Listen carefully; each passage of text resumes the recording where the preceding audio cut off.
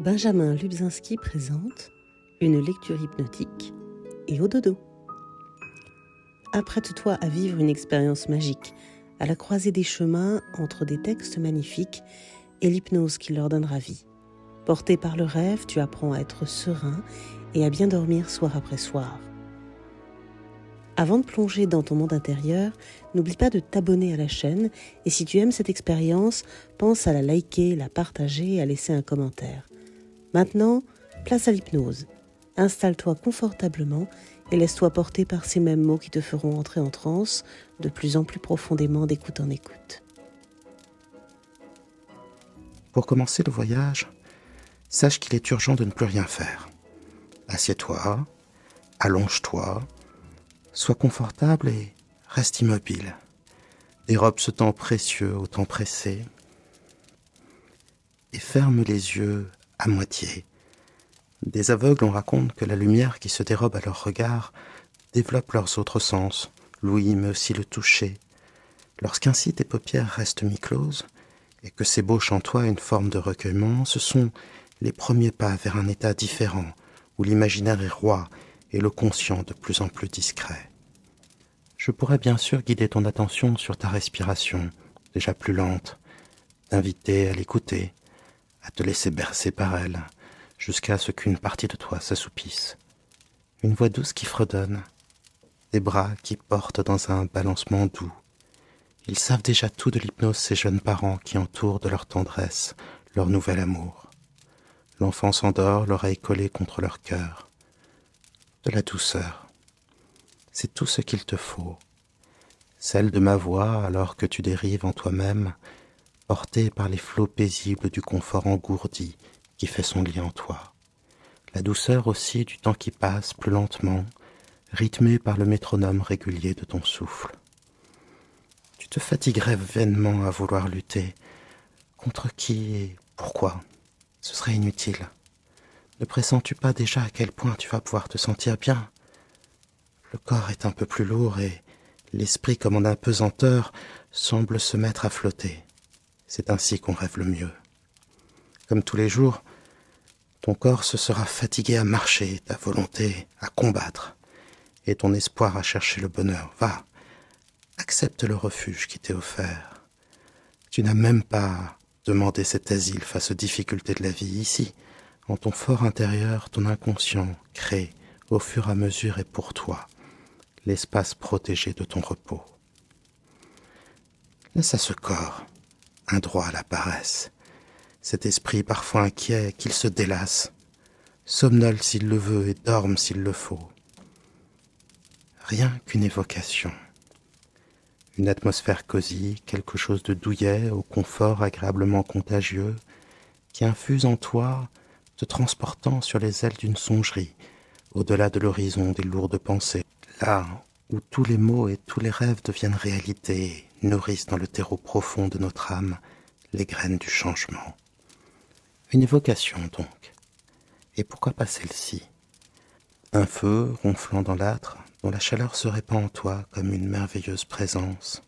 Un fauteuil en cuir, rendu confortable et accueillant par la seule grâce des années et de ceux qui, avant, s'y sont abandonnés à la recherche d'un simple moment de calme et de paix. Et tout autour des livres, pas des ouvrages intimidants dans ces bibliothèques en bois à l'aspect patiné, rien que de belles histoires, des contes merveilleux et des poèmes pleins de vie et de beauté. Un peu de sagesse, ça et là bien sûr, mais juste ce qu'il faut. Elle doit se cacher pour se révéler. De la même manière que ton conscient doit parfois réfléchir à nouveau pour mieux retrouver ensuite l'accueil moelleux et méditatif de la transe. Imagine donc ce fauteuil qui t'invite, ces bras qui littéralement t'entourent, cette sorte de flottement que l'on ressent quand tout le corps est inerte et dérive jusqu'à l'indolence. Qu'il est facile de rêver quand la chaleur du foyer t'entoure, un cocon de calme, une quiétude qui invite à lâcher prise et à fermer les yeux. Le feu ronronne comme un chat, ces deux-là vont bien ensemble, et peut-être ton inconscient souhaite-t-il l'ajouter comme un rehaut à la félicité de la scène, son poil luisant dans le reflet des flammes, sa respiration lente semble irradier un sentiment souverain de contentement. Ce n'est pas un crime de savoir profiter de la vie. d'avoir droit aussi à la nonchalance, au dilettantisme, au plaisir simplement. Savoir peser les armes et goûter un moment aux joies évidentes de l'existence. S'autoriser le ventre plein, le corps au chaud et l'âme satisfaite par la lecture d'un livre. S'autoriser à être un animal heureux. Rien que ça, pas plus que ça. Alors, laisse la transe de mes mots continuer à s'installer en toi. Tu trouveras bien une place à davantage de paix, n'est-ce pas? Un fauteuil, une cheminée, un chat. Quel apaisement procure une simple atmosphère? Un fauteuil, une cheminée, un chat et un livre, pour que l'esprit délivré du fardeau du corps puisse partir à l'aventure de ses rêves. Un auteur américain a dit ces mots, tous vrais. Un lecteur a 1000 vies avant de mourir. Ici, à l'abri dans ton âme, ta vie peut vraiment durer l'éternité un jour. Quand les plus belles phrases, les plus beaux vers fleurissent au contact de ton imagination, tu cueilles un jour, à jamais sans crépuscule. Tout comme l'hypnose, ici et maintenant, distant pour toi le temps et le peuple de toute ta fantaisie. Lire un livre ou se le faire lire, peu importe, la magie est la même. Le sais-tu maintenant que tu es en transe? Tu te surprendras à oublier de penser. Auras-tu dormi?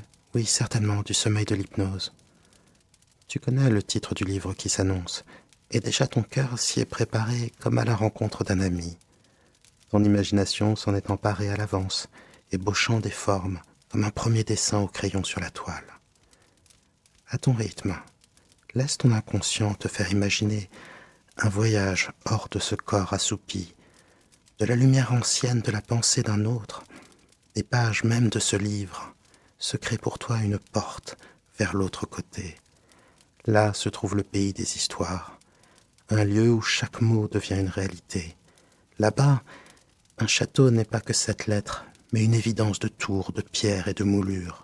Là-bas, les forêts peuvent encore être enchantées. Là-bas, ton imagination est au pouvoir. Alors, franchis la porte, veux-tu? Les sons, les sensations, les images vont se préciser et t'amener toujours plus loin dans l'hypnose. Plus tu plongeras en transe, et plus ton rêve deviendra puissant, présent, vivant, jusqu'au sommeil de la nuit qui t'apportera encore d'autres rêves. L'histoire est sans fin parce que ton imagination l'est aussi, et à chaque fois que tu franchiras lui, commencera un nouveau il était une fois.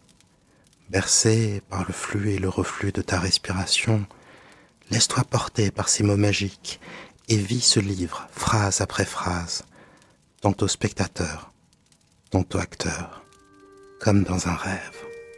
Lors des 2 premiers chapitres de cette lecture hypnotique, vous avez suivi le commencement des aventures d'Alice. Vous avez vu de quelle manière, alors qu'elle s'ennuyait, un chaud jour d'été, elle a suivi un lapin blanc jusque dans son terrier et est tombée dedans. Après avoir longtemps chuté, elle atterrit dans une salle mystérieuse avec une porte fermée à double tour qui donne sur un jardin tout aussi mystérieux. Une table, une clé. S'y trouve également un flacon avec marqué « Bois-moi » qui fait rétrécir et un gâteau « Mange-moi » qui la fait grandir démesurément. Après tant d'aventures et qui ne permettent pas encore d'ouvrir la porte de ce mystérieux jardin, elle se met à pleurer tellement qu'elle crée une mare de larmes. Elle rétrécit à nouveau, nage avec divers animaux extraordinaires. C'est là que nous reprenons notre histoire. À mesure que je vais lire, laissez votre inconscient créer autour de vous les images, les sons, les sensations nécessaires à la création d'un véritable monde intérieur. Au fur et à mesure de la lecture, vous allez vous sentir de plus en plus transporté en transe. Vous allez rentrer de plus en plus dans l'histoire, en faire partie et ce faisant, être encore davantage dans cet état hypnotique, relaxant, soporifique et parfaitement agréable. Alors surtout, ne faites pas d'efforts. Laissez-vous porter par ma voix. Lâchez prise. L'aventure continue. Chapitre 3. La course cocasse. Ils formaient une assemblée bien grotesque, ces êtres singuliers réunis sur le bord de la mare. Les uns avaient leurs plumes tout en désordre, les autres le poil plaqué contre le corps. Tous étaient trempés, de mauvaise humeur et fort mal à l'aise. Comment faire pour nous sécher ? Ce fut la première question, cela va sans dire. Au bout de quelques instants, il sembla tout naturel à Alice de causer familièrement avec ces animaux, comme si elle les connaissait depuis son berceau. Elle eut même une longue discussion avec le lori qui, à la fin, lui fit la mine et lui dit d'un air boudeur : « Je suis plus âgé que vous et je dois par conséquent avoir plus long. » Alice ne voulut pas accepter cette conclusion avant de savoir l'âge du lori, et comme celui-ci refusa tout net de lui dire, elle mit un terme au débat.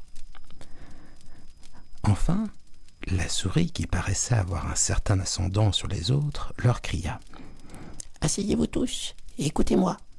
Je vais bientôt vous faire sécher, je vous en réponds. » Je vous laisse imaginer, ou plutôt je laisse à votre inconscient, la joie et l'amusement de créer cette assemblée fort diverse et colorée autour de vous, toutes de poils et de plumes mouillées. Il y a un dodo, vous savez, ces étranges oiseaux qui habitaient à l'île Maurice. Il y a un lori, sorte de petit perroquet aux couleurs vives, un aiglon même, un canard, une souris, un chimpanzé, et bien sûr, ainsi qu'il est normal dans les rêves, tout le monde sait parler, discuter, et même, vous le verrez, philosopher, être de mauvaise foi et parfois complètement absurde. Alors surtout, laissez les images, les sons, les sensations se préciser. Il se peut que ces images, ces animaux, leurs formes, leurs couleurs, soient directement inspirés des souvenirs de votre enfance, et cela est très bien, ou bien qu'il soit une recomposition ou une création de votre inconscient, et c'est tout aussi bien. Ici, tout est symbole, ici, tout a un sens, et c'est pour ça que, au fur et à mesure que l'histoire va passer, vous allez entrer davantage en transe, vous sentir de plus en plus relaxé et de plus en plus prêt à dormir. Au moment où certains propos pourront vous sembler confus, mais reprenons, voulez-vous, la suite de la lecture, la suite de la rêverie, au moment où la souris, semble assumer enfin, et malgré sa taille, une position de chef. Asseyez-vous tous et écoutez-moi. Je vais bientôt vous faire sécher, je vous en réponds. Vite, tout le monde s'assit en rond autour de la souris, sur qui Alice tenait les yeux fixés avec inquiétude, car elle se disait « Je vais attraper un vilain rhume si je ne sèche pas bientôt. » fit la souris d'un air d'importance. « Êtes-vous prêts ? Je ne sais rien de plus sec que ceci. Silence dans le cercle, je vous en prie. Guillaume le Conquérant, dont le pape avait embrassé le parti, soumit bientôt les Anglais qui manquaient de chef et commençaient à s'accoutumer aux usurpations et aux conquêtes des étrangers. Edwin et Morcar, comtes de Mercie et de Northumbrie. Brrr, fit le lori qui grelottait. Pardon, demanda la souris en fronçant le sourcil, mais fort poliment. Qu'avez-vous dit ? rien, répliqua vivement le lori. Ah, je croyais, dit la souris. Je continue. Et Edwin et Morcar, comtes de Mercie et de Northumbrie, se déclarèrent en sa faveur, et Stingand, l'archevêque patriote de Canterbury, trouva cela... Trouva quoi? Dit le canard. Il trouva cela, répondit la souris avec impatience. Assurément, vous savez ce que cela veut dire. Je sais parfaitement ce que cela veut dire. Par exemple, quand moi j'ai trouvé cela bon, cela veut dire un ver ou une grenouille, ajouta le canard. Mais il s'agit de savoir ce que l'archevêque trouva. La souris, sans prendre garde à cette question, et alors que bien installé, vous vous enfoncez de plus en plus dans une transe agréable, profonde, sans faire d'effort. C'est pour cela que la respiration se relaxe, se ralentit, devient aussi, il faut le noter, plus régulière. La souris, sans prendre garde à cette question, se hâta de continuer. L'archevêque trouva cela de bonne politique d'aller avec Edgar Aveling à la rencontre de Guillaume pour lui offrir la couronne. Guillaume d'abord fut bon prince, mais l'insolence des vassaux normands... Eh bien, comment cela va-t-il, mon enfant? Ajouta-t-elle en se tournant vers Alice. Toujours aussi mouillé, dit Alice tristement. Je ne sèche que d'ennui. Dans ce cas, dit le dodo avec emphase, se dressant sur ses pattes, je propose l'ajournement et l'adoption immédiate de mesures énergiques. Parlez français, dit l'aiglon. Je ne comprends pas la moitié de ces grands mots, et qui plus est, je ne crois pas que vous les compreniez vous-même. L'aiglon baissa la tête pour cacher un sourire, et quelques-uns des autres oiseaux ricanèrent tout haut. « Je l'ai proposé, dit le dodo d'un ton vexé, une course cocasse. C'est ce que nous pouvons faire de mieux pour nous sécher. » « Qu'est-ce qu'une course cocasse ?» demanda Alice. Non qu'elle tînt beaucoup à le savoir, mais le dodo avait fait une pause, comme s'il s'attendait à être questionné par quelqu'un, et personne ne semblait disposé à prendre la parole. La meilleure manière de l'expliquer, dit le dodo, c'est de le faire. Et c'est aussi ce à quoi j'invite votre inconscient maintenant, à vous faire imaginer cette drôle de course, ces animaux si divers, si exotiques, qui vont tourner en rond, et vous le verrez de manière fort cocasse, pour se sécher. La suite est délectable, alors laissons votre inconscient peindre la suite de l'histoire, l'illustrer à mesure qu'elle continue. Nous en étions donc ici. La meilleure manière de l'expliquer, dit le dodo, c'est de le faire.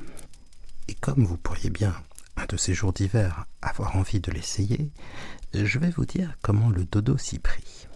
D'abord, il traça un terrain de course, une espèce de cercle. Du reste, disait-il, la forme n'y fait rien. Et les coureurs furent placés indifféremment, ça et là, sur le terrain. Personne ne cria « 1, 2, 3, en avant », mais chacun partit et s'arrêta quand il voulut, de sorte qu'il n'était pas aisé de savoir quand la course finirait. Cependant, au bout d'une demi-heure, tout le monde étant sec, le dodo cria tout à coup « La course est finie !» Et les voilà tous haletants qui entourent le dodo et lui demandent « Qui a gagné ? Qui a gagné ?» Cette question donna bien à réfléchir au dodo. Il resta longtemps assis, un doigt appuyé sur le front, pose ordinaire de Shakespeare dans les portraits, tandis que les autres attendaient en silence. Enfin, le dodo dit « Tout le monde a gagné, et tout le monde aura un prix. » Mais qui donnera les prix ?» demandèrent-ils tous à la fois. « Elle, cela va sans dire, » répondit le dodo en montrant Alice du doigt, et toute la troupe l'entoura aussitôt en criant confusément « Les prix, les prix, les prix !» Alice ne savait que faire. Pour sortir d'embarras, elle mit la main dans sa poche et en tira une boîte de dragées. Heureusement, l'eau salée n'y avait pas pénétré, puis en donna une en prix à chacun. Il y en eut juste assez pour faire le tour.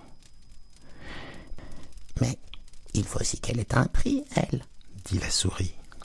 « Comme de raison, » reprit le dodo gravement, « avez-vous encore quelque chose dans votre poche ?» continua-t-il en se tournant vers Alice. « Un dé, pas autre chose ?» dit Alice d'un ton chagrin. « Faites passer, » dit le dodo. Tous se groupèrent de nouveau autour d'Alice, tandis que le dodo lui présentait solennellement le dé en disant « Nous vous prions d'accepter ce superbe dé. » Lorsqu'il eut fini ce petit discours, tout le monde cria « Hurrah !» Alice trouvait tout cela bien ridicule. Et peut-être vous aussi, et peut-être même vous êtes-vous mis dans une transe encore plus profonde, comme une sorte de grève, pour échapper au moment où l'histoire semble n'avoir ni queue ni tête, alors qu'il y a pourtant tant d'animaux dans l'assistance. Cela est assez cocasse. Et vous aurez certainement remarqué deux choses. Tout d'abord, à quel point les images se succèdent de plus en plus facilement dans votre esprit, un peu comme au cinéma, mais aussi de quelle manière votre corps, de son propre chef, semble se relaxer toujours davantage. La respiration est plus profonde, lente et régulière. C'est comme une sorte de sentiment d'absorption, de contemplation. Et ce n'est pas parce que les héros de cette histoire sont entourés d'un océan de larmes que je vais utiliser ce mot, mais peut-être sentez-vous même ce sentiment océanique que décrivent les grands marcheurs après des kilomètres et des kilomètres sur les chemins.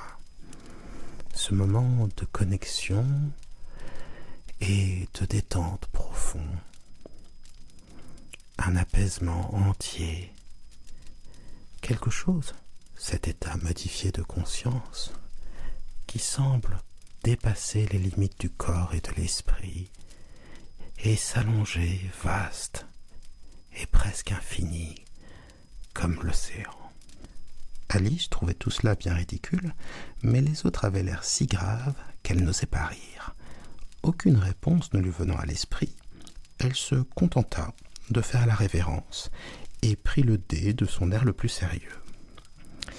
Il n'y avait plus maintenant qu'à manger les dragées, ce qui ne se fit pas sans un peu de bruit et de désordre, car les gros oiseaux se plaignirent de n'y trouver aucun goût, et il fallut taper dans le dos des petits qui s'étranglaient. Enfin, tout rentra dans le calme. Peut-être pas autant que le calme qui s'installe en vous et continue à se développer, guidé en cela d'une manière souterraine par votre inconscient, mais un calme malgré tout.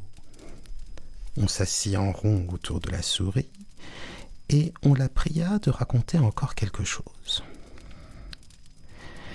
« Vous m'avez promis de me raconter votre histoire, » dit Alice, « et de m'expliquer pourquoi vous détestez les chats et les chiens, » ajouta-t-elle tout bas, craignant encore de déplaire. La souris, se tournant vers Alice, soupira et lui dit « Mon histoire sera longue et traînante. »« Tiens, tout comme votre queue, » dit Alice, frappée de la ressemblance et regardant avec étonnement la queue de la souris tandis que celle-ci parlait. Les idées d'histoire et de queue longue et traînante se brouillaient dans l'esprit d'Alice à peu près de cette façon.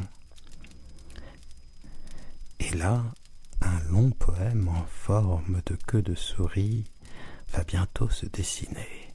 Alors, bien sûr, si vous souhaitez rêver davantage, vous enfoncer davantage, plonger plus loin dans la transe, c'est le bon moment pour que les mots ne soient pour vous qu'une musique et qu'ils vous guident toujours plus loin en vous-même vers cet état de demi-sommeil qu'est l'hypnose. Canichon dit à la souris qu'il rencontra dans le logis, « Je crois le moment fort propice de te faire aller en justice. Je ne doute pas du succès que doit avoir notre procès. Vite, allons, commençons l'affaire. Ce matin, je n'ai rien à faire. » La souris dit à Canichon, sans juge et sans juré, mais bon. Mais Canichon, plein de malice, dit « C'est moi qui suis la justice, et que tu aies raison ou tort, je vais te condamner à mort. » « Vous ne m'écoutez pas, » dit la souris à Alice d'un air sévère. « À quoi pensiez-vous donc ?»« Oh, pardon, » dit Alice humblement. « Vous en étiez au 5e détour. »« Détour ?» dit la souris d'un ton sec. « Croyez-vous que je manque de véracité ? De vers à citer ? Oh, si maintenant, comme moi, vous vous perdez, perdez-vous davantage. Perdez-vous dans le calme, le sommeil, et prenez juste le temps de sentir à quel point l'esprit qui vagabonde se répand comme une onde au corps, qui se détend toujours davantage et rêve à qui mieux dans le décor du pays des merveilles. Des véracités, oh, je puis vous en fournir quelques-uns, dit Alice, toujours prête à rendre service. On n'a pas besoin de vous, dit la souris. C'est m'insulter que de dire de pareilles sottises. Puis elle se leva pour s'en aller. Je n'avais pas l'intention de vous offenser, dit Alice d'une voix conciliante, mais franchement, vous êtes bien susceptible. La souris grommela quelque chose entre ses dents et s'éloigna. « Revenez, je vous en prie, finissez votre histoire » lui cria Alice. Et tous les autres dirent en chœur « Oui, oui, oui, nous vous en supplions » Mais la souris, secouant la tête, ne s'en alla que plus vite. « Oh, quel dommage qu'elle ne soit pas restée » dit en soupirant le lori sitôt que la souris eut disparu. Un vieux crabe, profitant de l'occasion, dit à son fils « Mon enfant, que cela vous serve de leçon et vous apprenne à ne vous emporter jamais. »« Taisez-vous donc, papa, » dit le jeune crabe d'un ton aigre, « vous feriez perdre patience à une huître. »« Ah, si Dina était ici !» Je pense que vous vous souvenez de qui est Dina, la petite chatte si mignonne, toute blanche, qui appartient à Alice. Une chatte, donc, dont Alice est la propriétaire et qui n'a pas peur de faire des bêtises et de croquer, soit dit en passant, toutes les souris qu'elle trouve. Alice ne la trouve pas moins charmante pour autant. Et elle y tient profondément. Et ce que l'on peut remarquer, c'est que, perdu au pays des merveilles, ce ne sont pas ses parents ou sa sœur qui lui manquent le plus. La vérité sort de la bouche des enfants et, il faut le croire aussi, de temps en temps, la vérité sort des rêves.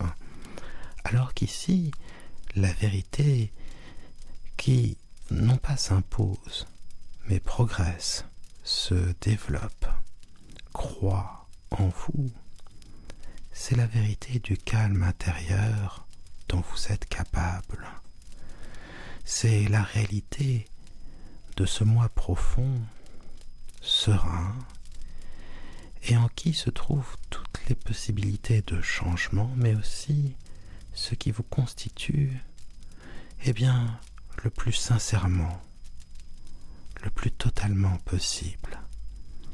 Oserais-je dire la réalité de votre être, ce qui vous rend unique et ce qui, dans votre vie, est, d'une manière souterraine, très certainement, le cap que votre esprit s'est à lui-même donné. C'est donc votre inconscient. Et c'est votre inconscient qui crée des images. C'est encore lui qui installe cet engourdissement doux, profondément calme, serein dans tout le corps, qui ralentit la respiration, si bien qu'elle se met à ressembler étrangement à la respiration d'un dormeur.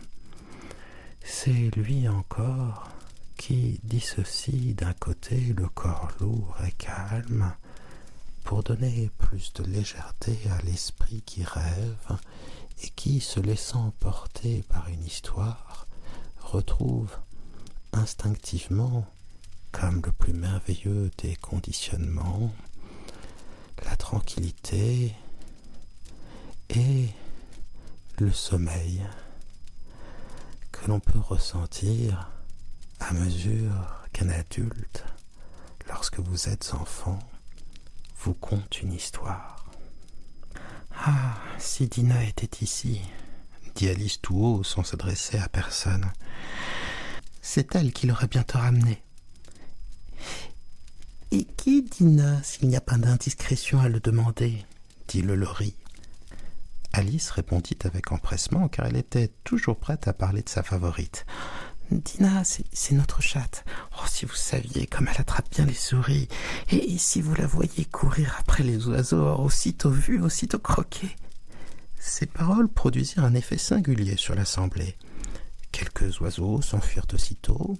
Une vieille pie, s'enveloppant avec soin, murmura « Il faut vraiment que je rentre chez moi. L'air du soir ne vaut rien pour ma gorge. » Et un canari cria à ses petits d'une voix tremblante « Venez, venez, mes enfants, il est grand temps que vous vous mettiez au lit. » Enfin, sous un prétexte ou sous un autre, chacun s'esquiva et Alice se trouva bientôt seule. « Je voudrais bien n'avoir pas parlé de Dina, » se dit-elle tristement. « Personne ne l'aime ici, et pourtant c'est la meilleure chatte du monde. Oh, chère Dina, te reverrai-je jamais ?» Ici, la pauvre Alice se reprit à pleurer. Elle se sentait seule, triste et abattue. Au bout de quelque temps, elle entendit au loin un petit bruit de pas. Elle s'empressa de regarder, espérant que la souris avait changé d'idée et revenait finir son histoire. Et c'est ainsi que se termine la lecture de ce chapitre, mais non point le rêve qui en vous continue de faire son nid. À mesure que vous écouterez et réécouterez cette séance, vous découvrirez de nouveaux détails. L'inconscient ajoutera à la fois de la fantaisie et des symboles pleins de sens pour vous permettre d'être bien, de dormir profondément, aussi de vous comprendre et d'entamer ou de poursuivre votre évolution intérieure. Alors vous l'aurez certainement remarqué, vous êtes très loin de cette tristesse que ressent Alice. Je vais vous rassurer en vous disant qu'elle sera de forte courte durée. Alice n'est pas le genre de petite fille à rester trop longtemps triste. La joie de vivre, l'entrain et puis aussi une certaine volatilité des idées et des émotions y veillent tout au long de l'histoire. Mais vous êtes bien loin de tout ça, bien loin de cette volatilité des émotions et des pensées, bien loin de la tristesse, là au contraire, accompagné par ma voix, bercé par l'hypnose, l'inconscient réinterprétant pour vous sur le cinéma de vos pensées l'histoire d'Alice. C'est un contentement, une sérénité, entière qui fait son nid en vous. Et alors même que je dis qu'elle était entière, vous sentez qu'elle peut toujours progresser. Et c'est ce qu'elle fera, de lecture hypnotique en lecture hypnotique. Vous vous sentirez de plus en plus calme et de nouveaux détails, de nouveaux personnages, de nouvelles histoires se grefferont à l'histoire que je vous lis. En cela, chaque chapitre d'Alice au pays des merveilles, tel que vécu dans l'hypnose, est un chapitre sans fin, puisqu'il est lu et relu par votre inconscient, réinterprété et enrichi. Alors, à partir de maintenant, la suite vous appartient. Vous pouvez, si vous le souhaitez, compter de 1 à 5 et sortir de transe, parfaitement calme, ou bien continuer à rêver peut-être à une plage. Et peut-être si Alice continue son chemin, si elle se met à marcher sur la plage, peut-être pourra-t-elle retrouver ses animaux et si elle est plus prudente, ne pas les faire fuir ou bien simplement les observer dans leur vie.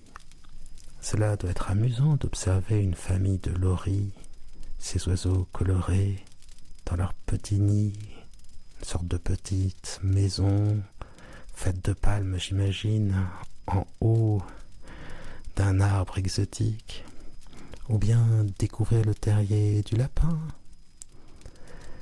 ou bien découvrir peut-être là où se cachent les canards, la maison qui certainement doit être impressionnante, une maison de maître. Je parle bien sûr de celle du dodo, et je n'ose imaginer celle de l'aiglon, si l'aiglon est aussi le symbole, eh bien, plus que de la royauté, de l'empire, comme ça a été le cas en France. Amusez-vous, vous êtes au pays des merveilles, et son histoire est déjà inscrite en vous.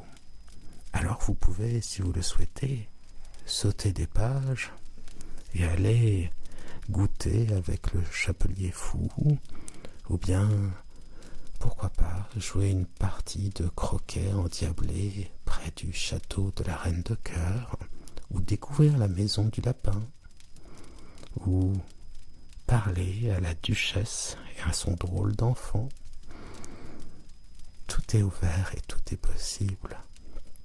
Et sinon, vous pouvez simplement visiter ce pays magique où les fleurs peuvent se mettre à chanter, où tous les animaux parlent, où les chats, non pas Dina, mais ce fameux chat que vous connaissez, peuvent devenir invisibles. Tout est possible dans le territoire du rêve. Et mieux que le rêve ici, c'est le pays des merveilles. Alors, dans un instant, ma voix va s'éteindre, mais votre voyage au pays des merveilles peut continuer paisiblement jusqu'au sommet.